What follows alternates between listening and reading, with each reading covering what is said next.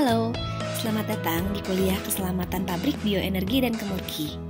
Kita akan memasuki materi pertama, yaitu toksikologi industri. Industri memiliki kontribusi besar terhadap masyarakat karena menyediakan berbagai produk barang, jasa, dan lapangan kerja. Mulai dari menyediakan kebutuhan sehari-hari seperti makanan, sabun, sampo, bahan bakar, bahan kimia untuk diolah kembali, hingga mengolah sampah. Di balik kontribusinya ini, industri juga dapat memberikan dampak negatif. Limbah yang diproduksinya berpotensi mengganggu ekosistem. Belum lagi bahaya yang ditimbulkannya di lingkungan pekerja. Karena itu, sebagai calon insinyur-insinyur proses yang bertanggung jawab, ada ilmu-ilmu yang perlu kalian pelajari. Sesuai dengan kutipan dari sebuah film, "With great power comes great responsibility." Ilmu yang akan kita pelajari kali ini adalah toksikologi industri. Toksikologi adalah cabang ilmu yang mempelajari dampak suatu bahan toksik terhadap organisme hidup. Toksikologi merupakan cabang ilmu yang luas, berkaitan dengan bidang biologi, mikrobiologi, farmasi, dan sebagainya. Namun, kita hanya mempelajari sebatas yang perlu dipahami oleh insinyur proses. Simak juga definisi beberapa istilah terkait toksikologi berikut.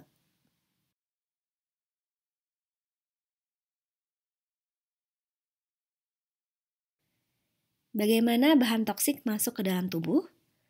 Bahan toksik bisa masuk ke dalam tubuh melalui saluran pernafasan, saluran pencernaan, luka terbuka, ataupun terserap melalui pori-pori kulit.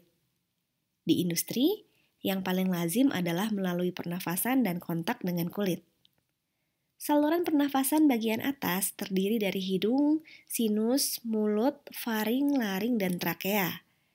Saluran pernafasan bagian atas ini lebih mudah terdampak oleh bahan toksik yang larut air.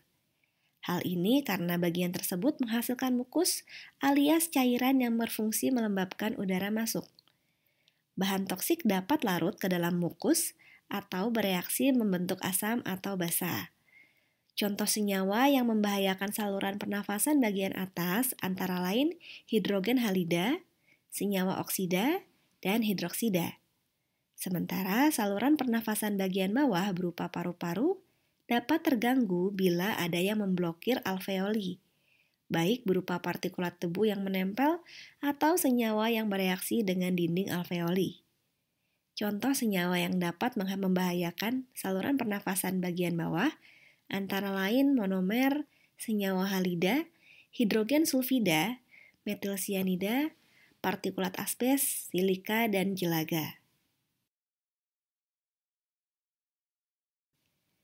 Jika bahan toksik masuk ke dalam tubuh, tubuh memiliki kemampuan untuk meminimalisir dampaknya hingga batas tertentu.